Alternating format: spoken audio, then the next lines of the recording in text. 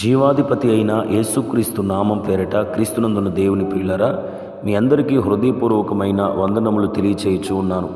ఈ దినపు యేసయ్య కృపా వార్త అపోస్తుడైన పౌలు గారు కొరింథీ సంఘమునకు రాసిన 2వ పత్రిక 8వ అధ్యాయము 2వ వచనం. వారు బహుశ్రమల వలన పరీక్షింపబడగా అత్యధికముగా సంతోషించిరి.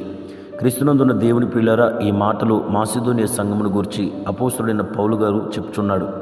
ఏమనగా, వారికి మాసిదోనియ సంఘము నుండి వారు క్రీస్తుని ఎరిగిన తర్వాత బహుశ్రమలు వారు అనుభవించారు. ఆ శ్రమలలో అత్యధికంగా సంతోషించారు. ఎందుకు తెలుసా?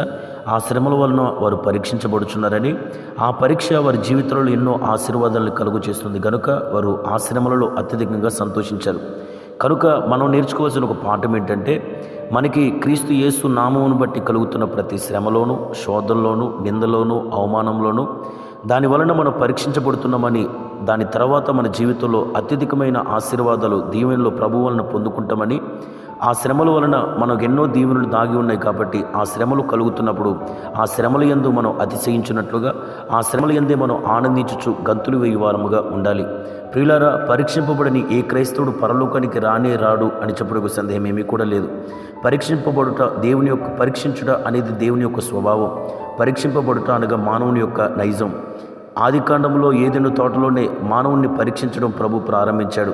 ప్రకటన గ్రంథం వరకు అనేక మంది భక్తుల్ని ప్రభు పరీక్షించుతూనే వచ్చాడు. అయితే అనేకుల్ని అనేక రీతులుగా పరీక్షించాడు. ఈ క్రొత్త నిబంధన కాలంలో దేవుని పిల్లలుగా మనల్ని శ్రమల ద్వారా ఆయన పరీక్షించుచున్నాడు.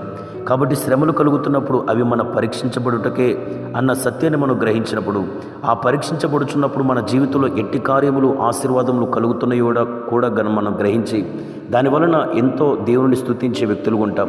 అయితే మెట్టుకు దేవుని ప్రియులారా, దేవుడు మనల్ని పరీక్షించడం వలన శ్రమలతో మనకు కలిగే 3-4 ఆశీర్వాదాలు మనం ధ్యానం చేస్తే, మనం పరీక్షించబడుతున్నప్పుడు మనలో ఓర్పు పుట్టుచున్నది అని యాకోబు భక్తుడు అంటున్నాడు. ప్రియులారా, మన విశ్వాసములకు కలుగు పరీక్ష మన జీవితంలో ఓర్పును కలుగజేస్తుంది. ఓర్పు తన క్రియను కొనసాగించుచున్నప్పుడు ఆ ఓర్పు మన జీవితంలో మన ఆత్మీయతను ఒక సంపూర్ణతలోనికి, మనము అనునాంగులుగా అంటే ఏ లోపము లేనివారుగా మార్చబడటానికి సహాయపడుతుంది. ఇప్పుడు మనము గర్వం, అహంకారం, తిరుగుబాటు, దేవునికి అవిధేయంగా ప్రవర్తించే వారమైనప్పుడు ప్రభు మనల్ని శ్రమల చేత పరీక్షిస్తాడు. అప్పుడు మనలో ఓర్పు కలుగుతుంది. ఆ ఓర్పు దేవుడు ఎలాగ పరిపూర్ణుడై ఉన్నాడో అలాగ పరిపూర్ణత చెందడానికి సహాయపడుతుంది. ఇది మొదటిది. రెండో మాటను మనం పరిశుద్ధ గ్రంథంలో చదివితే, పరీక్ష మనలో నిరీక్షణను పుట్టించుచున్నది అని అంటున్నాడు పౌలు గారు. ప్రియులారా, దేనిని గురించి నిరీక్షణ? యేసుక్రీస్తు యొక్క మహిమను గురించిన నిరీక్షణ. మనం ప్రభు మన కొరకు మధ్యాకాశంలోనికి వస్తాడని, మనం రెప్పపాటున ఆయన కౌగిల్లో చేరాలని, మన కొరకు సిద్ధపరిచిన ఆయన రాజ్యంలోనికి మనం ప్రవేశించాలి అనేదే ఈ కాలంలో క్రొత్త నిబంధన సంఘానికి ఉన్న గొప్ప నిరీక్షణ. ఈ నిరీక్షణ ఎప్పుడు కలుగుతుందో తెలుసా? శ్రమల ద్వారా ప్రభు మనల్ని పరీక్షించినప్పుడు. కాబట్టి ఈ నిరీక్షణ మనలో కలగాలంటే తప్పక మనం పరీక్షించబడాలి.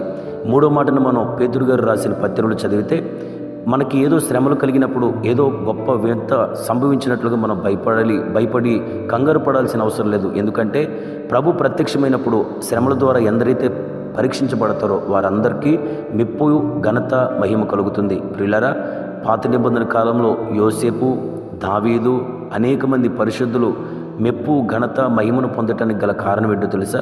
వారు దేవుని వలన పరీక్షింపబడిన వారు. మనము కూడా అలా పరీక్షింపబడితే ప్రభు ప్రత్యక్షమైనప్పుడు మెప్పు, మహిమ, ఘనత ప్రభు వలన పొందుకుంటాం.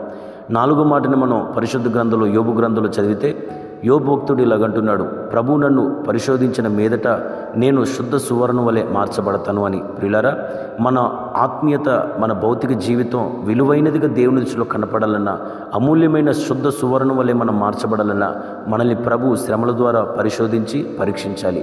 కాబట్టి మనం పరీక్షించబడుచున్నప్పుడు ఈ 4 అనుభవాలు ఆధ్యాత్మికంగా మనలో సంతరించబడతాయని, దాని ద్వారా ఇహమందు పరమందు ఎన్నో దీవెనలు, మెప్పు మన ప్రభు వలన పొందుతామని నేర్చుకున్నాం. కాబట్టి పరీక్షించబడుటకు ప్రభు ఇక మీదటి నుండి మనకు కృప దయచేయునుగాక. ఆమెన్. ప్రార్థన. సర్వోన్నతుడా, మహోన్నతుడా, నీకు స్తోత్రాలు. మీ అమూల్యమైన కృపను బట్టి మాకు నేర్పిన ఈ శ్రేష్టమైన కృపావర్తను బట్టి స్తుతిస్తున్నాం. ఇక మీదట శ్రమల వలన మీరు మమ్మల్ని పరీక్షించుచున్నప్పుడు ఆ పరీక్షలలో మేము అత్యధికంగా ఆనందించుచు పరీక్షించబడుచుండగా మా జీవితంలో ఆ పరీక్ష వలన కలిగే ప్రతి మార్పు మాలో పుట్టించి నీ మహిమ కలిగిన రాకడ కొరకు సిద్ధపరచమని యేసు నామములో అడుగుచున్నాను మా తండ్రి. ఆమెన్. Praise the lord.